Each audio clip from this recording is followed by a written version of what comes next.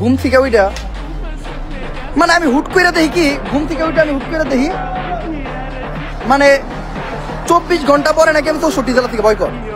এখন ভাই কে চিন্তাই করছে এটা আমার ফলোয়ার হয়ে গেছে। কালকে একজন দর্শন করবো, হ্যাঁ আমি দর্শন মামলা খাবো, মানে আমার ফলোয়ার হয়ে দেবো। বাংলাদেশের যে কোনো অকারেন্স করলে ওমরের ফলোয়ার।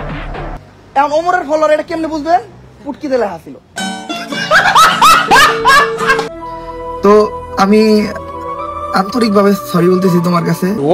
কি রে ভাই, কি মনে করছো তোমরা? তাহলে কি ওমর অন ফায়ার বিল্লালের কাছে মাপ চাইছে? আগামীকালকে আমার ফ্লাইট মালয়েশিয়া। অবশেষে বিদায় নিয়ে চলে যেতেছে ওমর। তো বন্ধু কবে আবি? ওমর অন ফায়ার নাকি বিল্লালের ভয়ে বাংলাদেশ থেকে পালায় মালয়েশিয়া গেছে। মানে আসলেই বিল্লালের ভয়ে?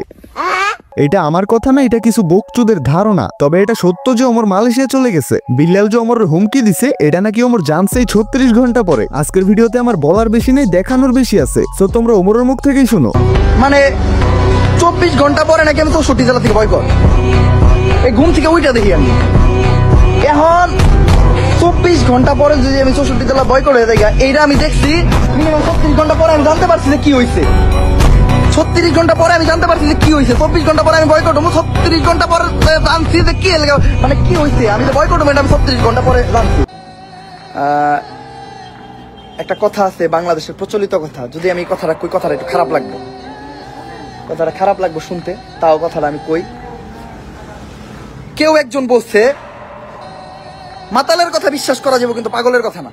ভাই একদম, বিল্লাল আসলেই পাগল হয়েছে। নয়তো কোনো সুস্থ মানুষ কি এমন মানসিক প্রতিবন্ধীর মতো আচরণ করতে পারে? মানে আমার মন চাইতেছে তারে ধইরে এখন বাথরুমের কমোডের মধ্যে চুবাই। যাই হোক, কিছু আবার বলতেছে অমর নাকি বিল্লালের ভয়ে দেশ ছাড়ছে। শোনো, অমর মালয়েশিয়া গেছে, তার কোন আত্মীয় নাকি অসুস্থ এন্ড সে ব্লগও করবে সেই কারণে। পাশাপাশি সিঙ্গাপুরের ব্লগও দিবে বলছে। এখানে অমর বিল্লালের ভয় পেয়ে পালাইতে যাবে কেন? বিল্লাল তো অমরের বালটাও ফেলাইতে পারবে না। বাট অমর যদি চাই বিল্লালের, যাই হোক এবার আসো আমার মাপ চাইছে কেন সেটা ক্লিয়ার করি। কাজটা ঠিক করি না আমি সবসময় এরকম বিহেভিয়ার যদি আমি কখনো কারোর সাথে করি, এরকম ব্যবহার, আমি তার কাছে মাপ চেয়ে নিই, কিন্তু আমার মাপ চাওয়ার সিচুয়েশনটা হয় নাই। তো আমি আন্তরিকভাবে সরি বলতেছি তোমার কাছে। কিছু কিছু টিকটকার এই ভিডিওটা আপলোড দিয়ে ক্যাপশনে লিখে দিছে অমর নাকি বিল্লালের কাছে মাপ চাইছে। ফার্স্ট অফ অল আমি বলতেছি, এসব উল্টাপাল্টা মিথ্যা নিউজ বানায় যেই পোলাপানগুলো এইসব ভিডিও আপলোড দেয় সেগুলো এক একটা হিজরা। ভাই এই ভিডিওটা বহুত আগের। একবার এয়ারপোর্টে ওমরের সাথে ছবি তুলতে চাইছিল একটা ছেলে, পরে তাড়াহুড়োর কারণে ওমর ছেলেটার সাথে ছবি তুলতে পারে নাই। এক কথায় না চাইতেও ছেলেটা ইগনোর হয়েছিল, যার কারণে পরে ওমর লাইভে এসে ছেলেটার উদ্দেশ্যে দুঃখ প্রকাশ করছে, এক প্রকার সরি বলছে। আর সেই ভিডিও ক্লিপটাই এখন কিছু কিছু আবালচোদা টিকটকার এমন ভাবে আপলোড দিয়ে বুঝাইতেছে যাতে সবাই মনে করে ওমর বিল্লালের কাছে মাপ চাইছে। ভাই ওমরের কি ঠেকা পড়ছে এক প্রতিবন্ধীর কাছে যে মাপ চাইবে? মেইন কথা হচ্ছে মাপ চাওয়ার জন্য তো ওমরের দোষ থাকতে হবে নাকি? লেউটার বাড়ি নিয়ে এখন কিছু বলতে হইতেছে, কারণ ওর বাড়াবাড়ি দিন দিন এত পরিমাণ বাড়তেছে যেটা আর কি দেখার বাইরে।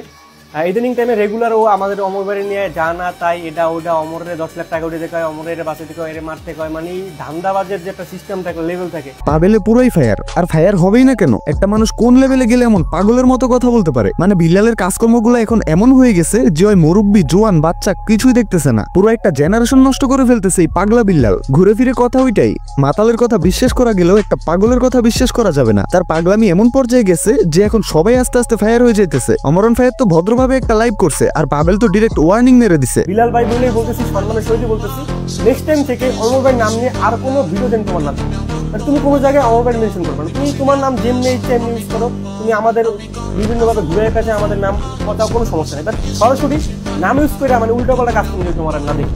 তো এটা যে আমাদের থেকে আমার পক্ষ থেকে ছোটখাটো একটা ওয়ার্নিং। ঠিকই আছে, ওয়ার্নিংটা দেওয়ার দরকার ছিল। এই পাগলটা চিকিৎসা না করলে রাস্তাঘাটে মায়ের খাইতে বেশি দিন লাগবে না।